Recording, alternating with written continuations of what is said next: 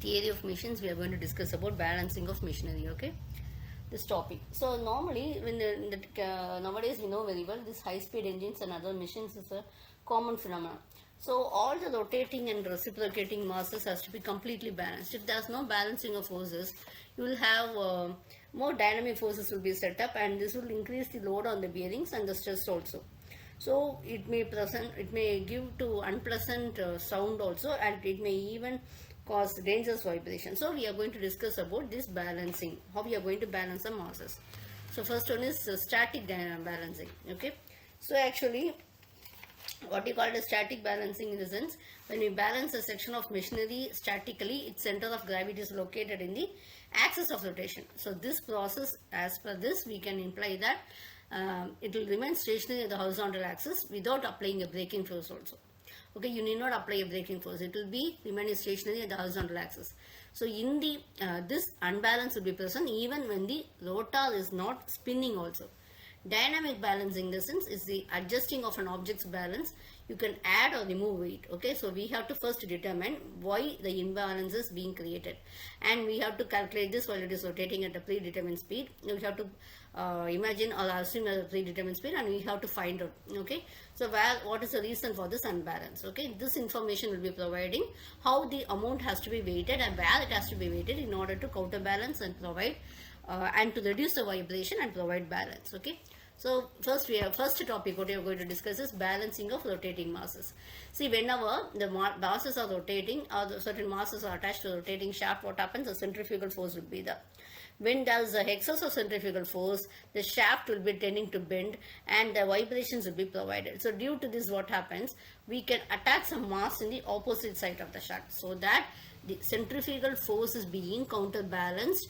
Okay, so this will be the centrifugal force should be made that both are equal and opposite. The process of providing the second mass in order to counteract the effect of centrifugal force is called as balancing of rotating masses.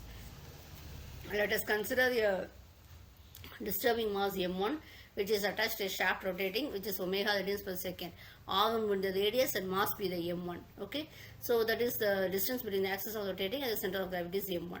So centrifugal force exerted on the m1 is equal to m1 omega square into r1. So centrifugal force will be acting actually downwards, and this will produce a bending moment of the shaft. So for this, we are going to attach the balancing mass.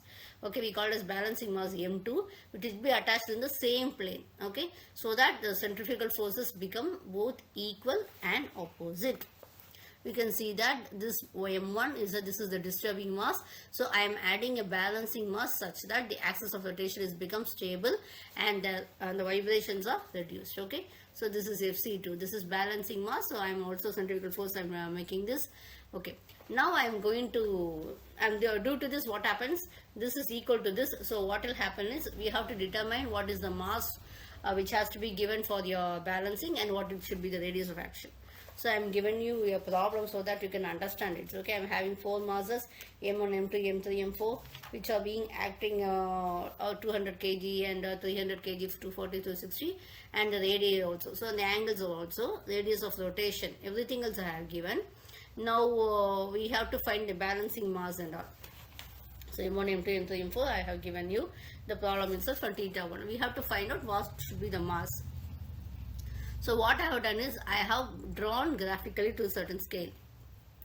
So m1 r1 is equal to this. I am solving by, because they are acting in the same plane model only. So I am going to solve it. I can solve it easily by means of analytical method. So I am calculating m1 r1, m2 r2, m3 r3, m4 r4. Okay, and by analytical method I am now adding m1 r1 cos theta. So what is the angle that has been made? Okay, so the angle that has been made with the nearby horizontal, I am taking sigma h. I am getting sigma v I am getting that is the summation of horizontal forces, summation of vertical forces, and the resultant I am using this formula. And after that, m into small r. Already we know that r is the radius of rotation of the balancing mass, which is already given. So from that I am finding out the m, and after that I am substituting and finding out the angle of theta. Okay, thank you. So this analytical method will be only used when we are having the masses will be in the same plane. We cannot use it when we are having the masses are in different planes. So for that we have to go for another method.